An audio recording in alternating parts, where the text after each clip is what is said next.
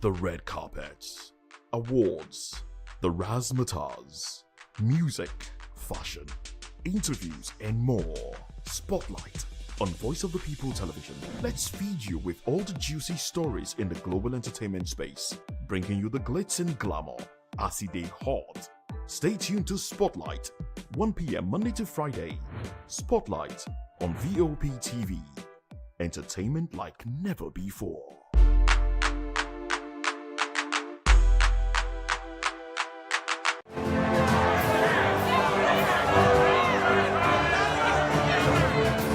Do you want your voice to be heard? Do you know that you matter in the scheme of things? The People's Voice, the show where ordinary citizens take center stage as we discuss the biggest stories that affect you and I. With you in mind, we facilitate lively discussions, debates, and interviews on the topics that matter most to you and I, from social justice to economic empowerment, education to healthcare, governance, and more, tackling tough topics and amplifying your voice. Join the conversation and make your voice count. The People's Voice. Make your voice count. Welcome to the locker room, the home of football talk that matters. I am Jerry Arpillon. Join us every weekday, Monday to Friday at 5 p.m. Nigerian time, as we share the hot takes and hot debates in the exciting world of football. And joining me are the usual suspects, Ikechukwu and Mayowa, as we break down all the hot takes and everything that's happening in the football. Don't just watch football, live it with us. Catch us on the locker room and Voice of the People Television at 5 p.m. Nigerian time. And like I always say, if not going to the talk, please discuss. This is African News on Voice of the People Television, where we don't just bring you the news, we bring you Africa's heartbeats, the policies that shapes our world, and the economy that determines our future. African News on Voice of the People Television. Stay with us.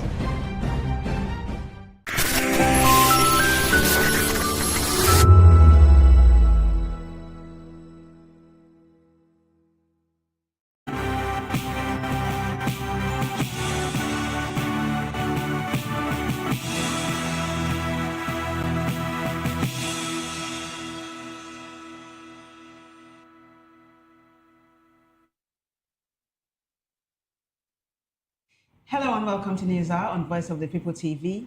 I am Vivian Oguche. And I am Nenna Ndomdioto. Before we begin the news, kindly visit our website www.vop.ng for fresh and trending news. Here are the headlines. DSS arraigns Malami and San on terrorism and firearms charges.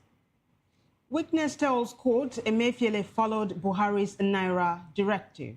Senate advocates coordinated snakebite response.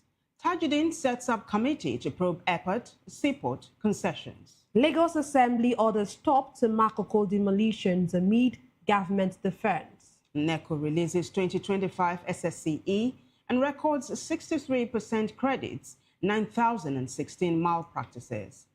On the foreign scene, UAE seeks long-term solution for Middle East crisis. Well, in the world of business, federal government approves 28 oil fields worth $18.2 billion. In sport, Mikel reviews how Premier League role blocked Man U move. In entertainment news, a gospel legend, Ron Kenoly, dies at 81.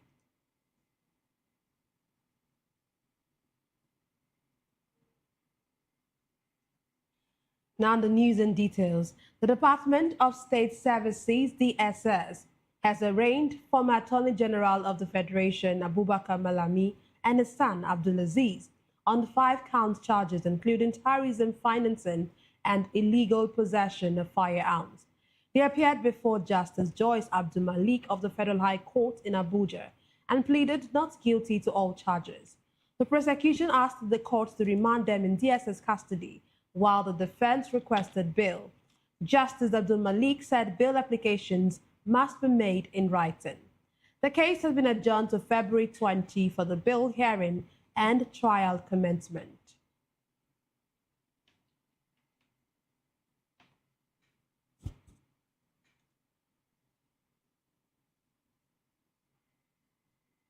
But still on a legal note, a prosecution witness in the trial of former Central Bank Governor Godwin Emefiele has told the Federal Capital Territory High Court that the redesigned Naira notes were produced locally by the Nigerian Security Printing and Minting Company, NSPMC, in line with late President Buhari's directive. Emefiele is facing 4 charges, including disobedience to the law and causing public injury. He has pleaded not guilty. At Tuesday's resumed hearing, EFCC investigator Chinedu Emere, the 7th prosecution witness, said Emefiele wrote to Buhari in October 2022 seeking approval to redesign and reissue the 1,000 naira, 500 naira, 200 naira, and 100 naira notes. Buhari approved the redesign but directed that production be done locally. Emefiele told the court the redesign aimed to tackle counterfeiting, cash shortages, and hoarding. While NSPMC produced the notes in naira, the redesign was carried out by foreign company De La Rue, paid in British pounds. The witness confirmed that De La Rue originally designed the notes and created the security features. He also said the EFCC produced an investigative report after its probe. Justice Marianne Anini has ordered the prosecution to share the report with Emefiele's defense. The case has been adjourned to Tuesday, February 10. Away from legal matters, the Senate has urged the Federal Capital Territory Administration and state governments to establish coordinated emergency referral and response systems linking public and private hospitals to improve access to life-saving care. The call followed the death of Abuja-based singer Ifunanya Nwangene, popularly known as Naya, after a snake bite at her residence, an incident that sparked public outrage and renewed concern over emergency healthcare preparedness. Resolution came from a motion sponsored by Senator Oluranti Adebule of Lagos West, calling for adequate stocking and access to essential antidotes and emergency medicines nationwide. Lawmakers noted a rise in medical emergencies such as snake bites, poisoning, and drug overdoses, stressing the need for immediate treatment to prevent avoidable deaths. The Senate urged the Ministry of Health to enforce national guidelines on minimum stock levels of antidotes, working with NAFDAC to ensure quality, storage, and nationwide availability, especially in high-risk areas. State governments were asked to audit hospitals for compliance, while health regulators were urged to mandate antidote stocking as a condition for hospital licensing and accreditation.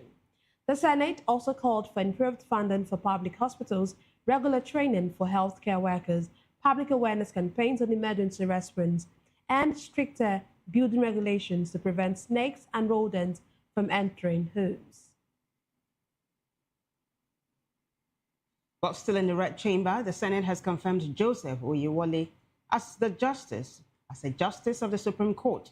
The decision followed a unanimous report by the Senate Committee on the Judiciary, Human Rights and Legal Matters, which screened Oyewole and found him fit for the apex court. Senator Ni, committee chairman, praised his competence, experience, and judicial temperament. The upper chamber adopted the report without dissent. We now move on to the Green Chamber. Speaker of the House of Representatives, Abbas Tajuddin, has inaugurated an ad hoc committee to probe the performance of federal airport and seaport concessionaires between 2006 and 2025. The committee will assess revenue flows, compliance with contracts and regulations, infrastructure development, operational efficiency, service quality, and labor issues. Tajuddin said the exercise reflects the House's constitutional duty to safeguard national interest, enhance service delivery, attract private investment, and boost government revenue. He urged the committee to act professionally, objectively, and transparently. Committee Chairman Akinlayo Okolawole said members understood the weight of their responsibility and were determined to leave a legacy of stronger infrastructure, better governance, and restored public confidence in Nigeria's concession programs. Well, here in Lagos, the State House of Assembly has ordered a halt to the demolition exercise at Makoko waterfront. Chairman of the ad hoc committee, Nohim Adams, said the 40-member assembly, on behalf of Speaker Mudashiru Obasa, directed all ministries to stop demolitions in Makoko, Akwabon, and Shogunro immediately. Adams assured residents that the order would be fully enforced and that compensation will be provided to those affected. The order follows protests by hundreds of displaced residents last week, which led to arrests of some activists. Meanwhile, the Lagos State government maintains the demolitions are a life-saving measure, not an attempt to displace the community.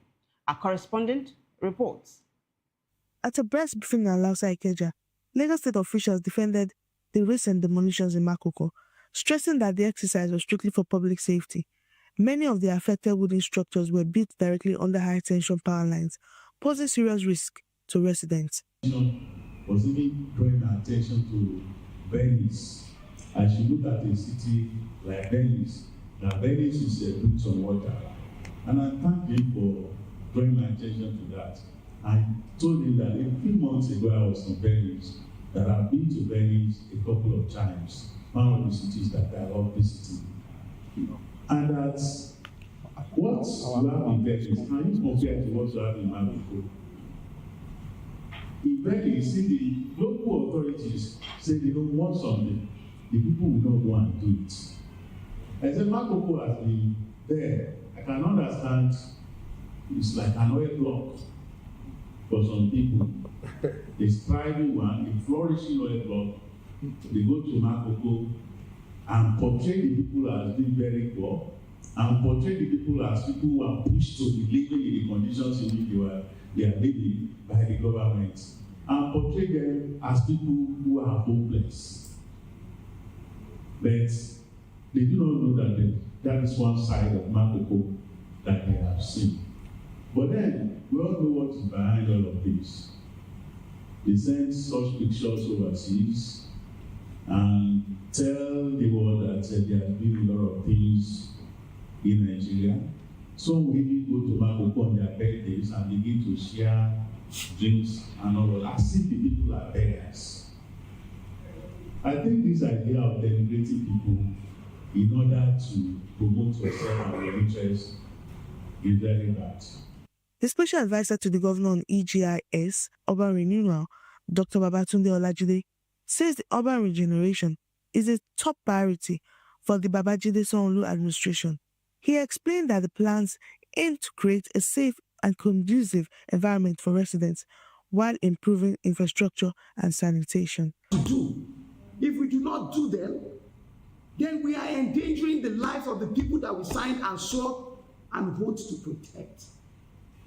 As a result of that, you have something, areas are being classified action areas.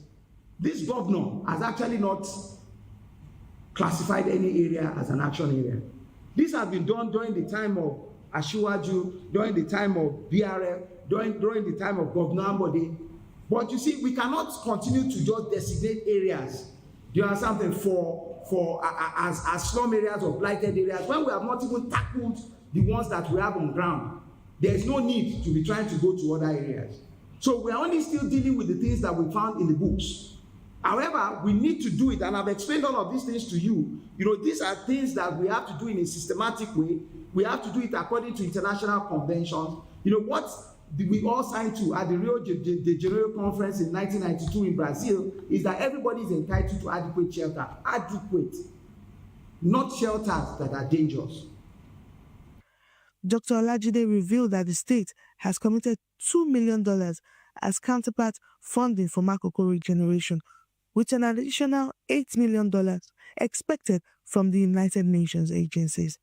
Residents affected by safety-related demolitions in Palirura, Oniru, Bombata Market, and other areas have been compensated. The government confirms the core Makoko fishing settlement was untouched.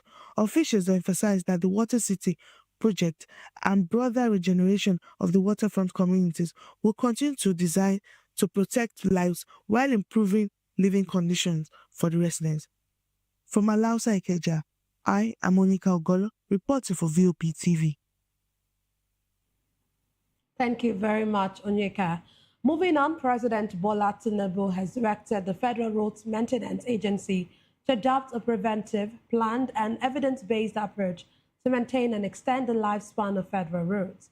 Speaking at the 2026 Road Summit in Abuja, represented by SGF Judge Akume, Tinubu also called for a geo-referenced national database of failed and failing roads, identifying causes from design flaws to climate impact.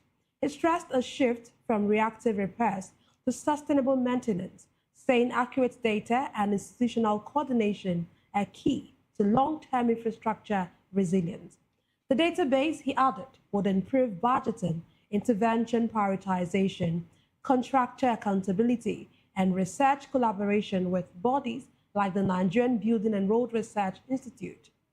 Minister of State for Works, Bello Goroyo, noted that road transport handles over 90% of Nigeria's passenger and goods movement, while FEMA MD Emeka Agbasi said sustainable infrastructure requires not just building roads, but building better roads and managing them effectively. And now the National Examinations Council has released the results of the 2025 Senior School Certificate Examination SSCE External. Out of 96,979 candidates, 68,166 or 71.63% scored 5 credits, including English and mathematics. Overall, 82,082 candidates, or 86.26%, achieved 5 credits and above in any subjects. NECO Registrar, Professor Ibrahim Ushishi, said the results come 52 days after the exams, which were written by 95,160 candidates, 53% male and 44% female. He added that 9,016 candidates were caught in examination malpractice, up 31.7% from last year, and 5 supervisors were recommended for blacklisting. Joining us virtually to analyze the news is Joe Abuko. He is a public affairs analyst. Glad to have you join us, Joe. Good evening. Good evening. Let's start with this. The Department of State Services has arraigned former Attorney General of the Federation, Abubakar Malami, and his son, Abdulaziz, on 5-count charges, including terrorism financing and illegal possession of firearms. You know, there's been a back and forth. You know, after at first it was the EFCC, and now the DSS has taken up the case of Malami for terrorism charges. And some persons would actually say that it is selective justice, saying that he's not proven guilty until he's innocent until proven guilty. I don't know which stance you stand. What do you make of this? For me, I mean, even once again, for me, it's quite worrisome, the number of kids or children that are beginning to get involved or tied to corruption cases by their fathers who once held public position. I mean, Nigerians are where Malami has been on trial for corruption, I mean, amounting to billions, about 40-something properties tied to him. And there's a sponsorship of terrorism component being alleged by the EFC or DSS, so to say, and then now the son has been thrown into the mix as well. And it's really a call for concern. It looks like, I mean, we don't know the facts of the matter yet, but the number of children being dragged into cases looks like we're sliding into governance, a situation where governance has been reduced to father and son incorporated. There's Malami's son. At some point, it was Sule Lamido's children. There was Nyako and his children. And beyond those on trial, there are also other public office holders who are propping their children up in the public spotlight. So it's quite worrisome. This has not been the case. In the past, people used to separate governance, business, and families, but that space is shrinking as public officials go about their business, run the state like it's a private entity. But yes, if Malami's son has a case to answer, he should be called to answer the case, especially when it's bordering on firearms and corruption. I mean, Nigeria is burdened by heavy incidences of corruption. We're dealing with security issues as well. So we're young men or young people, as the case may be, who should who have no business with governance decide to leverage their parents' position and misbehave either by pilfering public funds or by misbehaving or posing as security risks. They should be called in and questioned. So if the EFCC or the DSS in this case feel Malami's children or Malami's son has a case to answer, he should go and answer to those questions. If he has nothing to hide, it should be easy for him to clear his name. But if he's found wanting, then he should be held to account to the full extent of the law. But again, we need to divorce family affairs and governance. So there are too many cases of children being roped into the governance space. We see the FCT ministers projecting his sons. We see the president's own son even giving letters to people to go campaign for the parents. I mean, not a bad thing in terms of campaigns, but where they get their hands involved into core operations of governance to the point of having cases moving public funds, it calls for serious concern, and we need to move away from that. Joseph, so I see that you zoomed into this matter from the angle of, children being thrown into the mix because of what their parents or their dads did. But I would like for us to talk about Malami himself for a little while, the former Attorney General of the Federation. You do know how people would call him and Chris Ngige Buhari boys and all of that, and are saying it was because these were the henchmen in the late PMB's administration that they're being tried or pursued. Do you think this is a witch hunt, really? It's hard for me to cast Malami's trial as a witch hunt. I strongly feel he has a case to answer. Now, to what extent the DSS is going about it, I may not be able to speak on that, but Malami as AGF for those 8 years really, on many instances made a mess of Nigerian laws. He was quite in his word, in his deed. He was very powerful. He didn't show respect for our constitution. He tried to make laws that were based on what he felt was right or was appropriate for him. He should try. So it's not surprising to hear he's facing some of these cases. I wouldn't, maybe the DSS might have a higher level of appetite or a stronger appetite given, he's not from this other political bloc of the APC, but I am of the opinion he has a case to answer. I know I wouldn't cast it as a witch hunt. Where I might differ with the DSS is their refusal to, let him go. Even when the court grants him bail to come back and answer, face his charges. Now that I don't agree with in terms of the modus the DSS are applying. But as to the question of whether Malami has a case to answer, I think he has a case to answer, and his son as well. If his son has a case to answer, which as of now I don't have any facts to that, but if he has a case to answer, he should be, pulled in and questioned. Okay, we've seen many high-profile cases stalled along the way. Sometimes we don't get to see conclusion of some of these cases. In this case of Malami, do you see it being taken down to the point of conviction if he is proven guilty? Well, when he gets to court, it's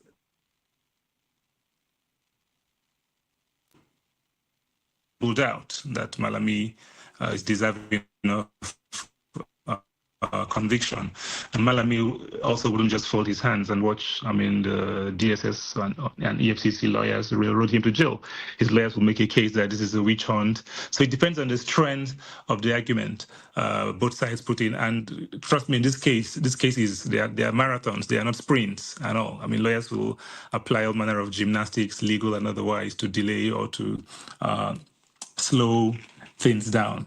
The EFCC, again, corruption cases take quite a while in Nigeria, not usually the case in other parts of the world, but they take quite a while to establish here. So I will be surprised if this is wrapped up within a couple of months to a year. I see this taking years before it's wrapped up.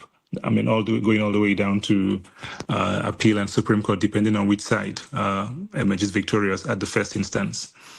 I mean, take a look at another case that's unfolding right now in the UK. You're talking about former petroleum minister's case, Alison Madueke. It has taken years, right? So it's, I mean, I understand how the line you're towing right now. But let's take a look at another official from the late PMB's administration. This time around, it is former Central Bank Governor Godwin Emefiele. And he told the Federal Capital Territory High Court that the redesigned Naira notes were produced locally by the Nigerian Security Printing and Minting Company in line with late President Buhari's directive. Now, remember, Joseph, during the cash crunch, right, when they were redesigning the Naira, it was a lot for Nigerians. People died, people who couldn't lay their hands on Naira. At some point, we heard that the CBN governor, then CBN governor, Godwin Emefiele, acted without the president's approval. But we are hearing that that's not the case. Does this come as a surprise to you? Why now that the president, the late President Buhari, is not alive to defend himself? Let me not put words in your mouth. What do you make of this? Yeah, so, I mean, whatever the case, I don't think any central bank governor will just on their own decide to, first of all, redesign or change the currency. They'll definitely, of course, we're told the central bank has its monopoly, and that's the practice in most parts of the world. The reserve banks, or whatever name they go by, they have some autonomy. You can even see in the United States where Donald Trump is so riled up or irritated by the chair of the Reserve Bank, but he can't just knock him out. So the central banks do have that autonomy. But I doubt Emefiele, in terms of this talking about design now, we'll get to the printing issue. We'll just go ahead and redesign notes. No matter the case, he would have gotten the president's buy-in on that. He might have initiated it, Emefiele that is, might have been initiated currencies, but he would have gotten the president's the president to co-sign that. So on that, I don't think we need to split hair. That's a no-brainer. A central bank wouldn't just go ahead and design currency without, especially in Nigeria, without getting the approval of the president. Now, the debate on whether he got approval to print at the National Security Printing and Minting, or he printed abroad, I am really struggling to get a grip of what the issue is. Is the issue a matter of a security breach or the cost element? Because yes, if you print currencies abroad, if we print the Naira abroad, it's going to cost us a lot more. I mean, it's been alleged that they were printed in the UK and cost some millions of pounds. Meanwhile, they're just making the case that it should have been printed by the printing and minting. So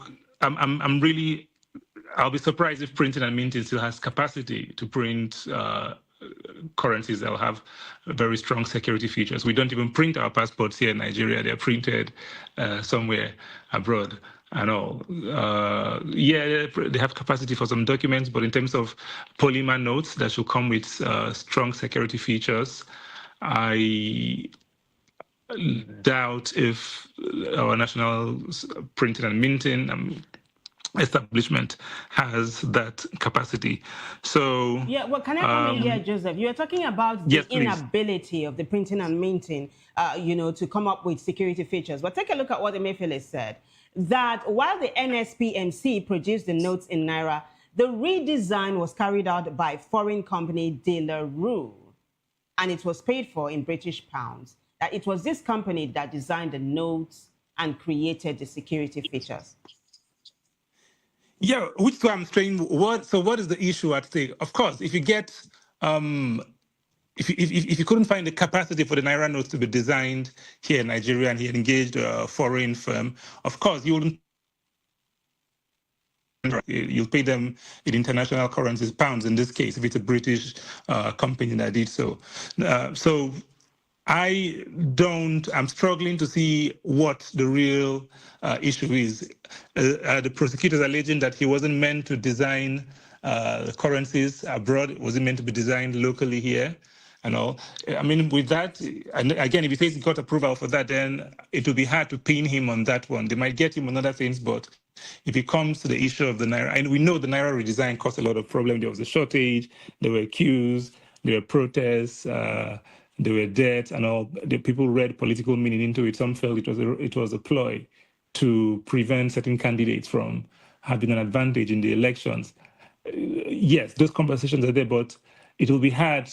I don't see a situation where Emefiele will be punished for redesigning Naira notes engaging a foreign firm, except if our laws expressly say you can't get foreign entities to design our Naira notes.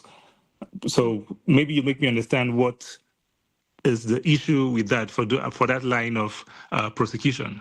Yeah, we'll just wait to see how it pans out, really. But I think Unene has something for you here. Okay, let's move on to a directive by the Senate. The Senate has urged the Federal Capital Territory Administration and state governments to establish coordinated emergency referral and response systems, linking public and private hospitals to improve access to life-saving care. Of course, this is as a result of the death of an Abuja-based singer. I'm sure you've been following this particular story, who died over the weekend as a result of a snake bite. And, you know, it's been said on the news, it's been reported that over 2,000 deaths occur annually as a result of snake bites in Nigeria. And now we have just one person who died over the weekend. And now Nigeria, our Senate, is actually coming out to say this. You know, what do you make of this? Do they have to wait until this happened for our Senate to know that some things have to be done as a result in terms of anti-venom and all of that? Sounds like another rinse repeat episode where a tragedy happens, the National Assembly or other government institutions kick into gear, say the right things, which come across as posturing, and then we go back to it happened. Remember the last time a journalist in Abuja was shot. Sorry, not shot rather, but was attacked and jumped and lost her life. And again, so the Senate and the executive arm of government need to take more interest in our institutions. I mean, in health in this case. There needs to be a proper audit of what are the challenges the health sector faces in Nigeria. As we speak, here in Abuja, many hospitals are on strike. I mean, many healthcare workers are on strike, so people can't even get care. And these strikes, they are recurrent and all. There are a lot of issues. There's the Japa syndrome where many doctors are leaving, many healthcare professionals, not just doctors, even nurses and other professionals are leaving because the sector isn't just, there's not the incentive to operate in the Nigeria healthcare sector isn't there. Hospitals are not properly stocked, let alone, primary healthcare centers and all. So we need to do a proper stock taking of what the issues are, and the government needs to address. We mustn't wait for this circus of something happens and then the right sound bites said, and then it's a news item. Then we'll go back to the default setting. So if you ask my view, I'm not really impressed with what the Senate is saying. I mean, they need to get it and do their job. We need to really get our health sector back on track, because the way it is, it's a matter of time before we hear of the next avoidable tragedies. And the painful part is these are usually avoidable tragedies. Yeah, the hospital where the singer was taken to, they came out to say no, they had the venom, anti-snake venom and all, but it still doesn't rule out the fact that we've got big issues in our health sector that needs to be attended to with real urgency, because if we just keep on with this autopilot mode where things are not done, we just and then wait until the next tragedy happens, it won't augur well for our nation. So the Senate should use this opportunity once again, carry out a proper audit, engage with the stakeholders in that sector, know what needs to be done immediately, what needs to be done in the short term, what needs to be done in the long term, so that we'll have a thriving health sector. As of now, it's ailing. The hospitals in Abuja, this nation's capital, to be honest, they are underwhelming in terms of their performance, in terms of the staff trends, sometimes even staff quality in terms of medicines and what they have in stock. So there really is work to do beyond having a microphone in front and saying, hey, hospitals need to do this and that. That's not impressive. So Joseph, you talked about asking questions, right? Real questions. You also talked about facing the real issues. So let's talk about this a little bit. The Senate has urged the Ministry of Health to enforce national guidelines and minimum stock levels of antidotes, working with NAFDAC to ensure quality and storage. But professionals in the medical industry have come out to say, look, it's not just about the availability of antidotes. It is also about storage. And they have brought up the issue of inadequate power supply. Don't you think then that this is not a holistic look to the issue and that they are treating the symptom and not just the root of the matter? Exactly what I'm saying. They're treating the symptom, absolutely. I mean, they're scratching the surface. The issues are bigger than that.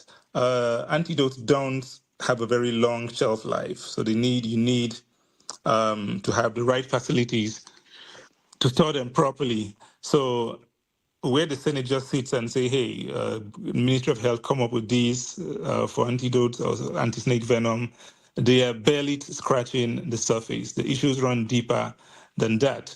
And that's why there's a need to have a proper stakeholder engagement, a proper, honest and thorough conversation with the right players in the sector to appraise our healthcare delivery in Nigeria. It's failing. It's failing, and it's getting worse by the day.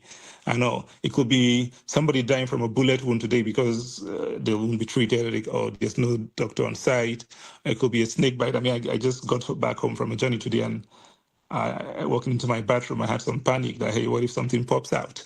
And all. So, yeah, we need to have a very rigorous conversation around our healthcare sector and take the very strong actions needed. I mean, when the Minister of Health was appointed, there was so much excitement amongst Nigerians, but it looked to me like that excitement hasn't, lived up to the expectations people have. So the government needs to move fast and straighten things in that space. It goes beyond a policy on snake venom. There are bigger issues in the sector that needs to be dealt with.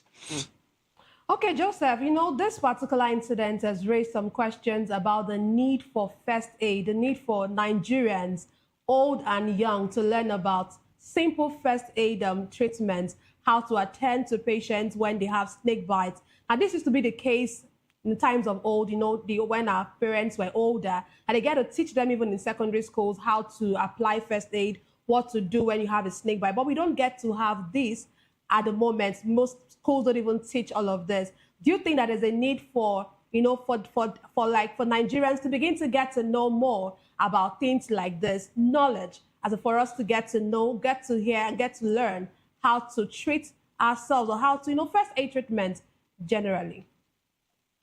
Absolutely, very important. And I agree with you. Things like first aid used to be taught in school and other maybe clubs and stuff like that, but that seems to be fading from our public life. With first aid, life can be saved. Sometimes life isn't saved only when someone gets to hospital. With first aider, can prevent someone attacked, a victim of a snake bite, or somebody who has fainted. With simple CPR, you can prevent the situation from getting bad. So it's very important for first aid to be built back into the school curriculum. And the government of Nigeria can work with relevant establishments. Our state, government at different levels, local, state.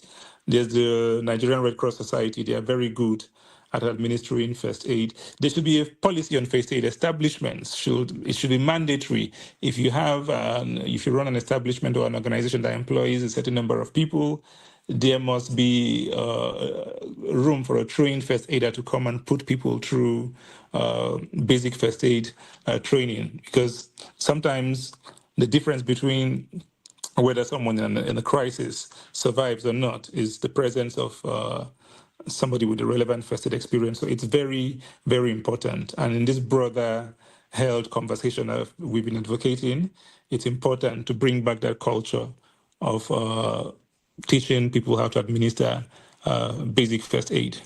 Very well said, Joseph. Let's quickly take a look at this one now that's on the front burner as well. Talking about the demolition in Makoko that has raised a lot of dust. So Lagos State House of Assembly has ordered a halt to the demolition exercise at Makoko waterfront. This is coming on the heels of a number of deaths, being recorded and all. Would you say it's better late than never? Also, are you impressed with it? Well, better late than never. I'm not overtly impressed, but better late than never. It's good. The House of Assembly has stepped in. Again, it makes you begin to wonder, did the Lagos State government tick all the boxes before they proceed? I mean, why are the House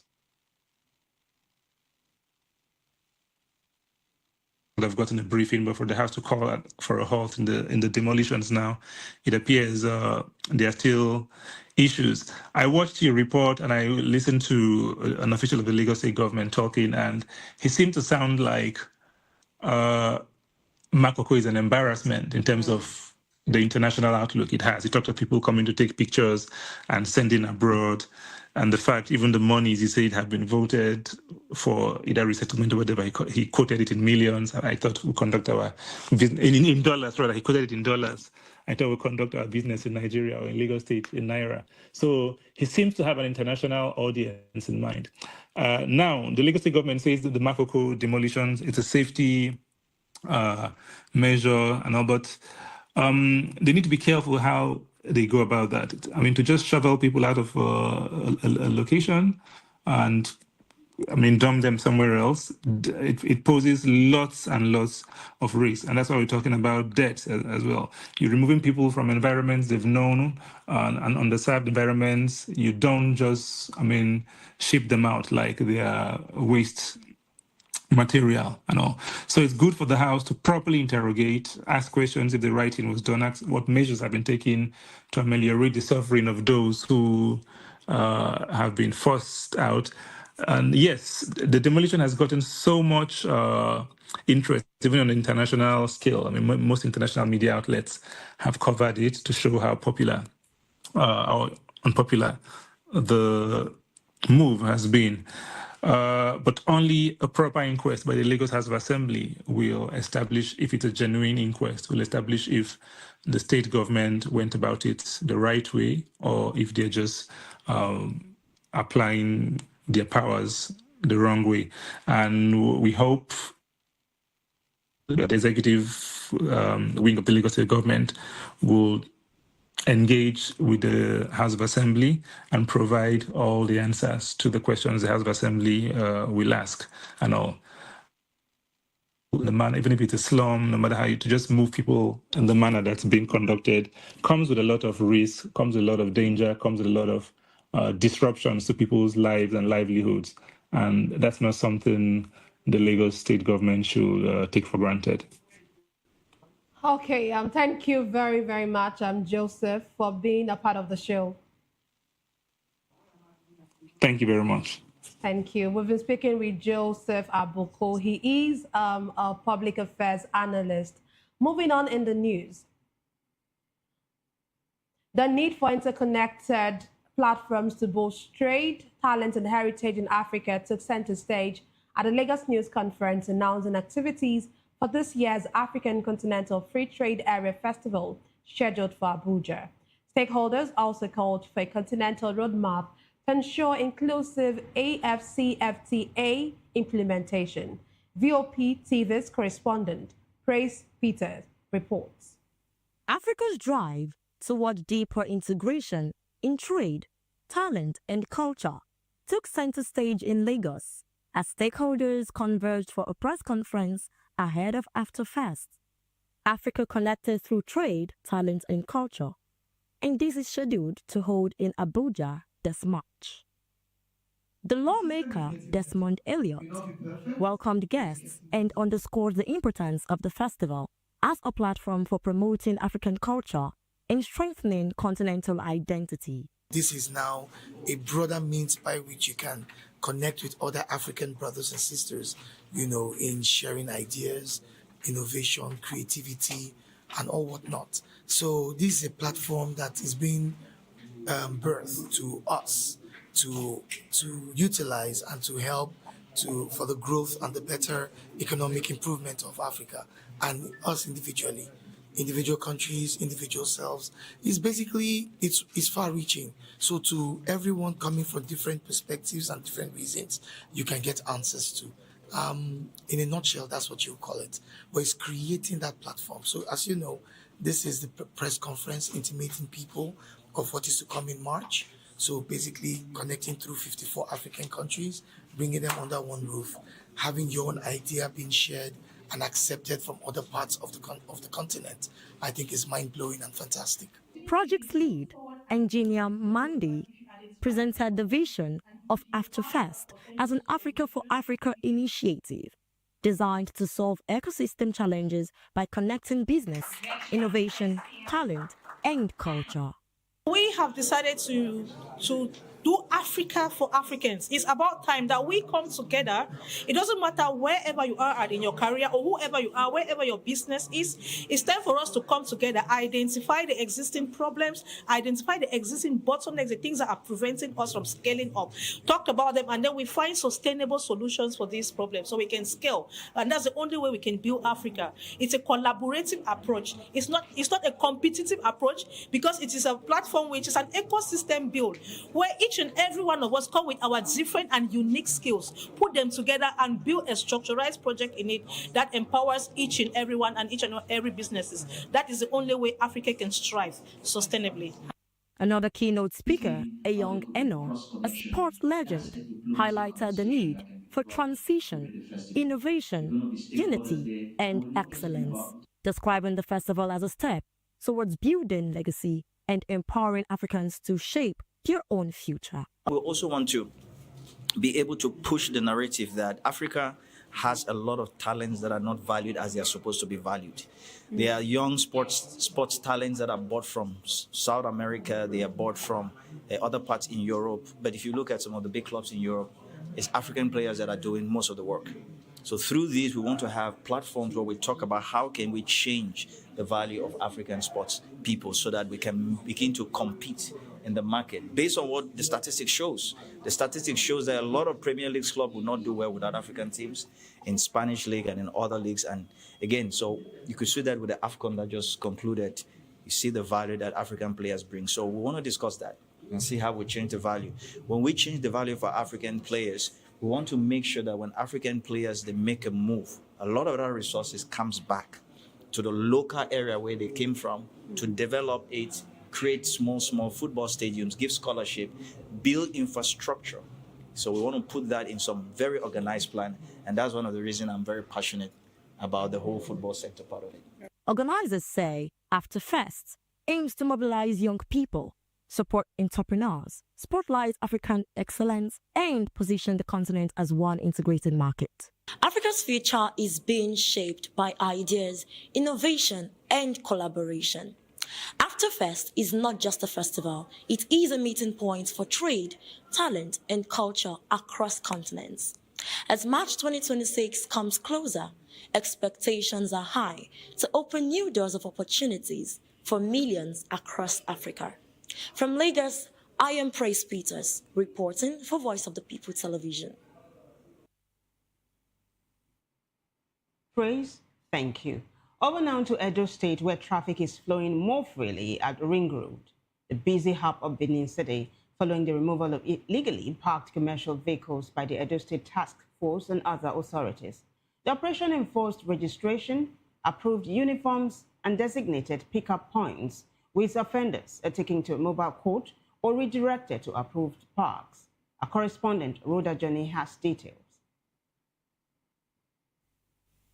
Traffic at Ring Road, the commercial center of Benin City, improved following a coordinated enforcement exercise that cleared indiscriminately parked commercial vehicles, allowing motorists and pedestrians to move freely. The operation involved the Edo State Task Force and authorities, targeting commercial buses across the state to ensure they are registered, issued operational codes, and identified with the approved blue-collar uniform, while passengers are picked up and dropped off only at designated points. The measures also aim to enhance security and maintain consistent traffic movement. Drivers who failed to comply were stopped and taken to the ESMAP mobile court for sanctions, while others were directed to approved parks and loading points, helping to ease congestion and improve safety. The Edo State Task Force commander and residents shared their views on the exercise. You just come out, you do enforcement, the next day you go back to your office and everything continue. But this time around, I think we're going to do something. Like I met with the Commissioner for Transport yesterday, we were together all through the operation. We discussed how we're going to sustain it. And the only way to sustain it is that these boys that we have mobilized, the Ministry of Transport have mobilized, we have positioned them in various places, angles, diverting the buses to Central Park. We need to encourage them. But now I can see sanity, vehicle, people are working accordingly. No more turning around ring road, no more stopping on ring road picking passengers. Everywhere is there. So my belief is that I just pray that the Edo State government should sustain it. They should keep having people permanently at ring road. The networking of the road is different now. Like I can say maybe it's upgrading. I don't know, but I just feel like it's developed. Development is, there's a different way people walk around now. The roads are different. The networking is different, and it's really, really nice. Like I can feel a little bit of Lagos around here. So motor cannot park really the way it's supposed to park. So, but now as the government do it like this, at least it looks so nice. And in short, the people passing, they are even enjoying of their passing, and the place is no more crowd like before. It's for the good of the people. At least we are enjoying it, what they are doing. Authorities continue to monitor the area to sustain safety and improvements across the state. From VOP, I am Rhoda Johnny.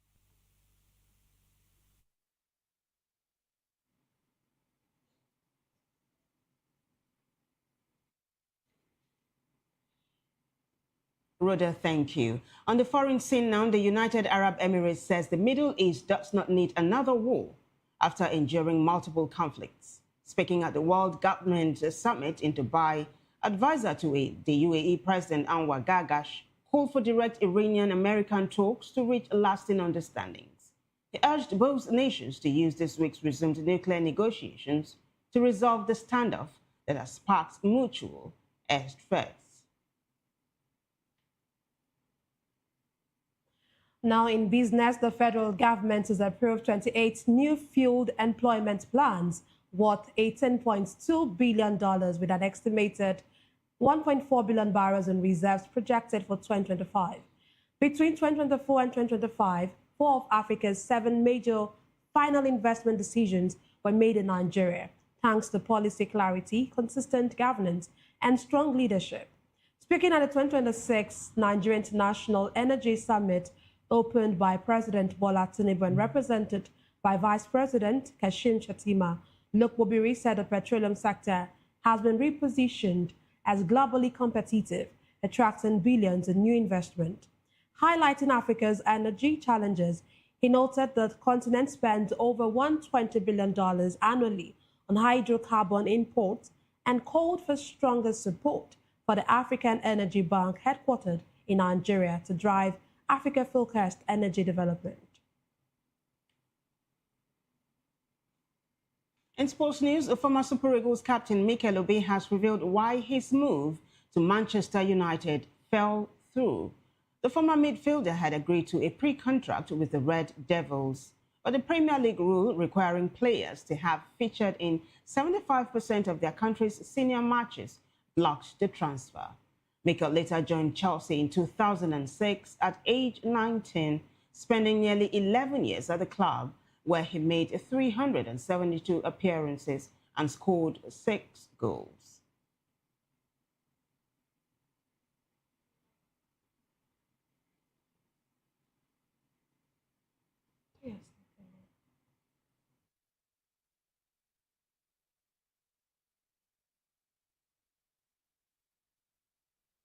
And finally, in entertainment, renowned American gospel time music director Bruno Miranda on Kennelly's official Instagram page.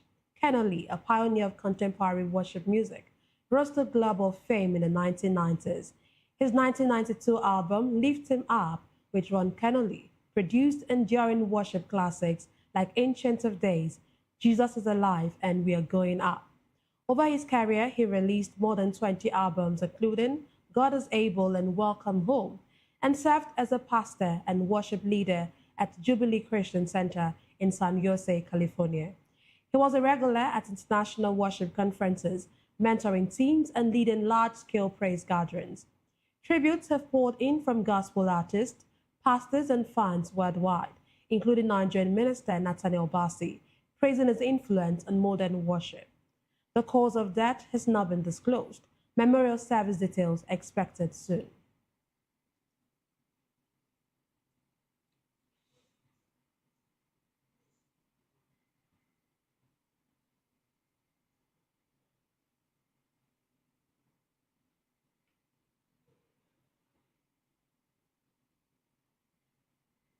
Well, rest in peace, Ron Kenali. On that note, we'll wrap it up on News Hour, but before we go, a quick look at the headlines. We told you that the DSS has arraigned Malami and his son on terrorism and firearms charges. Also, witness tells court Emefiele followed Buhari's Naira directive. Senate advocates coordinated snake bite response. Tajuddin sets up committee to probe airport and seaport concessions. And Lagos Assembly orders stop to Makoko demolitions amid government defense. NACO releases 2025 SSCE, records 63% credit and 9,016 more practices. Well, on the foreign scene, we told you that the UAE is seeking long-term solution for Middle East crisis. In business, federal government approves 28 oil fields worth $18.2 billion. Well, in sports news, Mikel reveals how Premier League rule blocked Man U move. And in the world of entertainment, gospel legend Ron Kenali dies at 81. Do well to subscribe to our YouTube channel on YouTube. We are Voice of the People Television and other social media platforms. We are at VOP TV Live. If you witness news happening near you, we want to hear from you. Send your eyewitness report, event coverage request, photos or videos directly via WhatsApp to 0814-606-3057. You can also reach our newsroom by email at news@vop.ng. I am Nnenna Ndomdioto. And I am Vivian Oguche. Thank you for watching.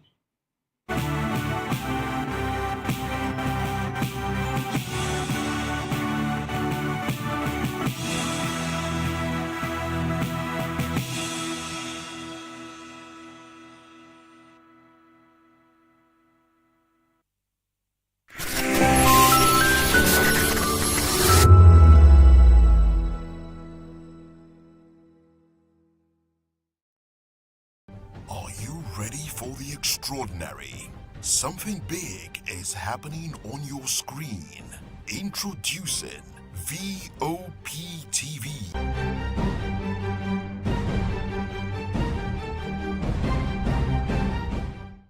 The red carpets, awards, the razzmatazz, music, fashion, interviews, and more. Spotlight on Voice of the People Television. Let's feed you with all the juicy stories in the global entertainment space, bringing you the glitz and glamour as it is hot. Stay tuned to Spotlight, 1 p.m. Monday to Friday. Spotlight on VOP TV. Entertainment like never before.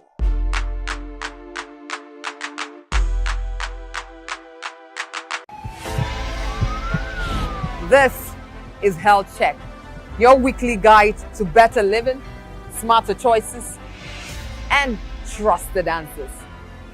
From Everyday Wellness Check, only on Voice of the People Television, where your health has a voice.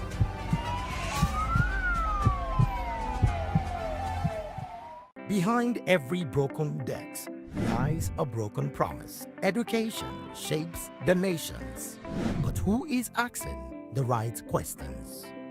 Introducing Edu Dialogue, the show that goes beyond the surface, exposes the cracks, the corruption, and the silence in Nigeria's education system. Edu Dialogue, Saturdays, 3 p.m., only on VOP TV. We break the biggest stories, from missing funds to policy failures. We ask the tough questions and demand real answers. Edu Dialogue, this Saturday, 3 p.m. on Voice of the People Television. Welcome to the locker room, the home of football talk that matters. I am Jerry Ampelon. Join us every weekday, Monday to Friday at 5 p.m. Nigerian time, as we share the hot takes and hot debates in the exciting world of football. And joining me are the usual suspects, Ikechukwu and Mayowa, as we break down all the hot takes and everything that's happening in the football. Don't just watch football, live it with us. Catch us on the locker room and Voice of the People Television at 5 p.m. Nigerian time.